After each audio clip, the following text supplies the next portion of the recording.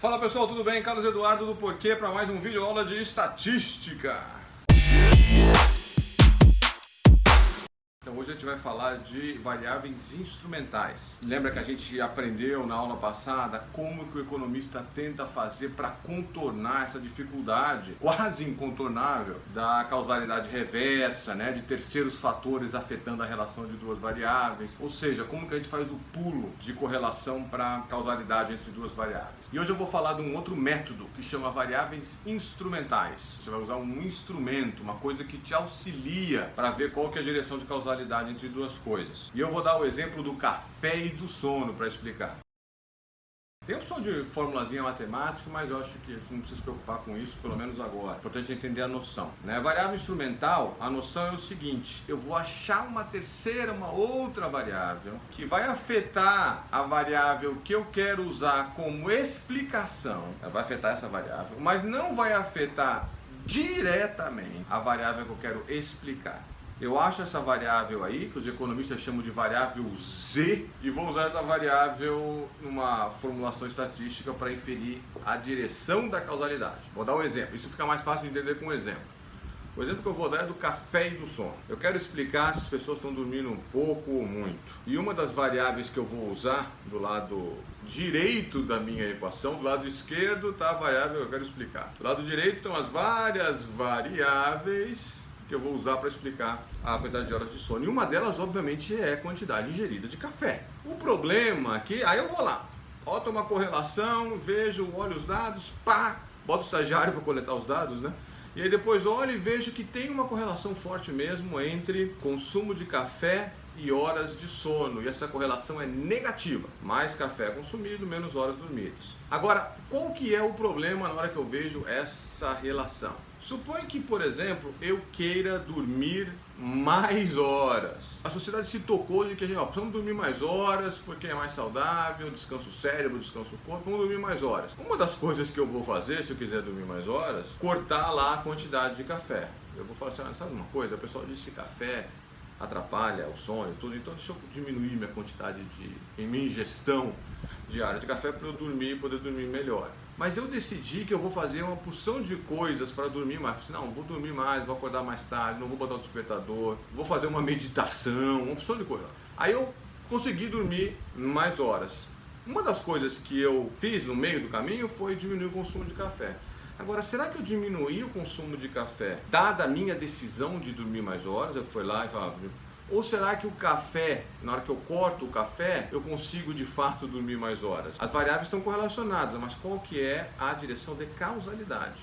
Dificílimo.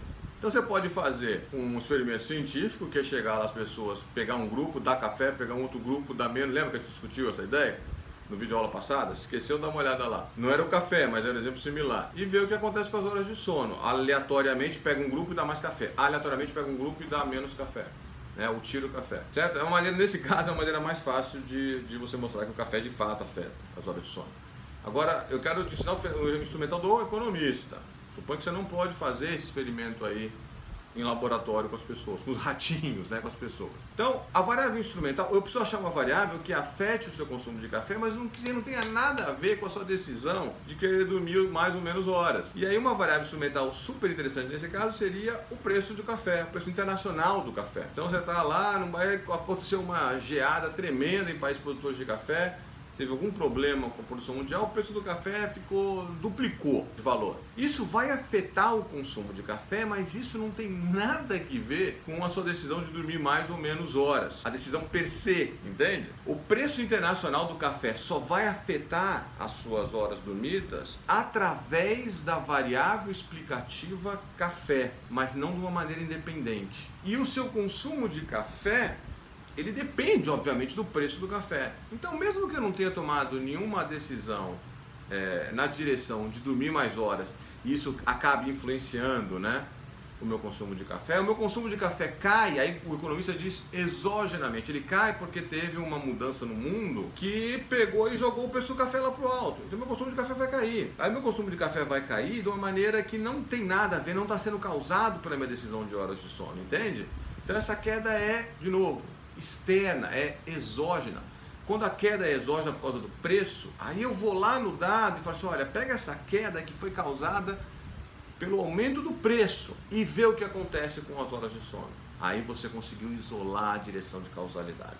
Então isso daí, nesse caso eu usei o preço do café como instrumento numa análise de regressão, a gente já viu que a análise de regressão, volta lá na aula passada e dá uma olhada, para inferir a direção de causalidade, tá bom? A gente, economista, usa isso daí direto, variáveis instrumentais. Dado que a gente não pode fazer experimento como podem os físicos, né, assim, à torta e à direita, a gente usa variáveis instrumentais um montão de vezes. Então, pessoal, gostou do vídeo? Não esquece disso, hein? Gostou do vídeo? Curte.